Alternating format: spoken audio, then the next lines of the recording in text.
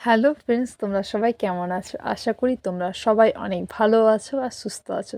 চলো তাহলে দেরি না করে আজকের ভিডিও শুরু করা যাক। গৌতম বুদ্ধ আমাদের জীবনকে এগিয়ে নিয়ে যাওয়ার জন্য কী কী কথা বলেছেন।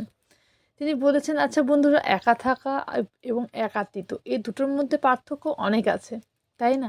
একা থাকা মানুষ তুমি নিজেকে এক উন্নতির পথে নিয়ে যাবে। একাকিত্বের মাধ্যমে তুমি নিজের কাজ কর্ম এবং নিজেকে নিজেকে তুমি প্রায়োরিটি দিয়ে কীভাবে তুমি নিজেকে তুমি উন্নত করতে পারবে, তাই না? একা থাকা শেখা, লোকেরা ব্যাকুল হয়ে উঠবে তোমাকে দেখতে পাওয়ার জন্য। একাকিত্ব এমন একটা শব্দ যেটাকে সবাই ভয় পায়। যদি আমি বলি আপনাকে একা থাকতে হবে, তাহলে আপনি চিন্তিত হয়ে উঠবেন, কারণ আমাদের এই অভ্যাস নেই। আর না তো আমরা এমনটা করতে চাই। প্রতিনিয়ত বদলাতে থাকা এই দুনিয়ার সঙ্গে আমাদের জীবনযাপন তো বদলাচ্ছেই, এই সঙ্গে সঙ্গে আমাদের জীবন কাটানোর পদ্ধতিও বদলে চলেছে।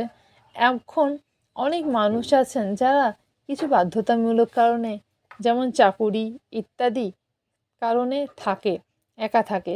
আবার যারা অনেক মানুষ আছে যারা নিজের ইচ্ছায় একা থাকে পছন্দ করে, নিজের কাজকে সত্যিকারের নিষ্ঠার সঙ্গে একাই করেন। যারা নিজে এঁকে থেকে যা এই ধরনের মানুষ জীবনে সফলতা অনেক তাড়াতাড়ি অর্জন করে নেয়। একা থাকার লাভ যদি আপনি বুঝে নেন, তাহলে ধরে নিন যে আপনি জীবনে জীবনকে বুঝে নিয়েছেন। একা থাকার কারণ পক্ষে সত্যিই সহজ কাজ নয়, কিন্তু একা থাকার মতো এটা নয় যে আমরা আমাদের বন্ধু বান্ধব বা ঘর পরিবার ছেড়ে আলাদা থাকব। একা থাকা হলো এমন একটা কলা, যেটাকে আপনি এই কাহিনীর মাধ্যমে বুঝতে পারবেন যে একা থাকা হলো যে একটা নিজের কাজকে, নিজের সম্মানকে, নিজের প্রতিষ্ঠা এবং নিজের অন্তর্মুখী হওয়া কলাকে, তাই না বন্ধুরা? নিজেকে উজ্জ্বল ভবিষ্যৎ তো যে যে আপনি কিভাবে এগিয়ে নিয়ে যাবেন তা ব্যাপার জানা। আমরা একা থাকা ওই 7টি গুণের ব্যাপারে জানা যায়, তাই না বন্ধুরা? চরণ তাই দেখে নিই।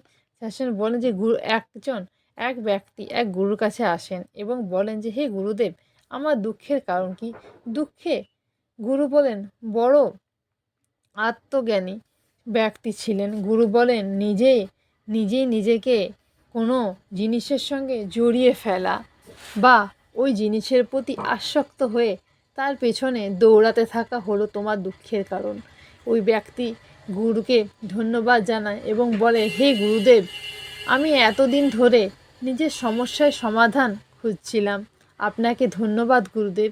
এটা বলে ওই ব্যক্তি সেখান থেকে যেতে শুরু করেন। তখন গুরুদেব সম্পূর্ণ কথাটা শুনে যাও আমার। তখন ওই ব্যক্তি বললেন, আমি ইশারা পেয়ে গেছি, এতেই যথেষ্ট। বুদ্ধিমানের ক্ষেত্রে ইশারাই যথেষ্ট। এটা বলে ওই ব্যক্তি সেখান থেকে চলে যায়। 1 মাস পর ওই ব্যক্তি আবার গুরুদেবের কাছে ফিরে আসে এবং একই ব্যক্তি অবস্থা আরও খারাপ ছিল।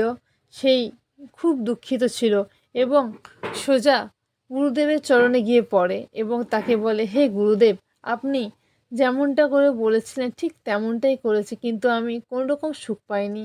আমি তো আরও বেশি দুঃখিত হয়ে পড়েছি। তাই না বন্ধুরা? জীবনকে নিজেকে পথে এগিয়ে নিয়ে যেতে হবে, তাই না? এমনভাবে নিজের জীবনকে গঠিত করতে হবে কি নিজেকে, তিনি বলেছেন, বুদ্ধ সততার মাধ্যমে এবং বুদ্ধির মাধ্যমে। বুদ্ধি হচ্ছে মানুষের এমন একটা কৌশল কি যার দ্বারাতে মানুষ নিজেকে এক সঠিক পথে নিয়ে যায়। মানুষের নানান ধরনের অসুবিধা সমস্যার সম্মুখীন তো বাধা তো আসবে, বিপত্তি তো আসবে। তা বলে কি তুমি থেমে যাবে? তেমনটা না। থামলেই যে জীবন থেমে যাবে তেমন, তোমাকে প্রতিটা মুহূর্তে প্রতিটা দিনে তোমাকে এগিয়ে যেতে হবে। এটাই তো জীবনের আসল উদ্দেশ্য।